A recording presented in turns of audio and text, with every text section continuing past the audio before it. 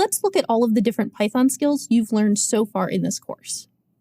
We started by storing different data types in our programs as variables, and then use that data inside of expressions. Then you made your programs more interactive by learning about the built-in functions print and input.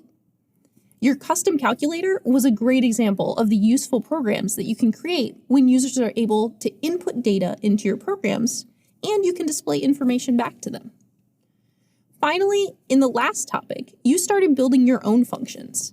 With functions, you can write reusable code that lets you repeat steps with different inputs and without having to write out each step every single time. The next way we're going to level up your Python programs and add even more functionality is by adding logic with conditional statements. Conditionals will let your code make decisions about what to do next rather than following the same linear sequence of steps every single time.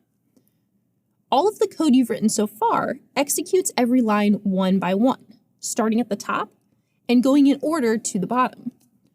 But what if you wanted to build, say, a shopping app?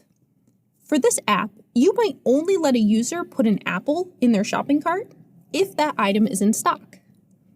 With conditionals, you can run the code to place the apple in the cart if it's in stock, and if it's out of stock, run a different piece of code instead to tell the user that they can't buy the apple right now.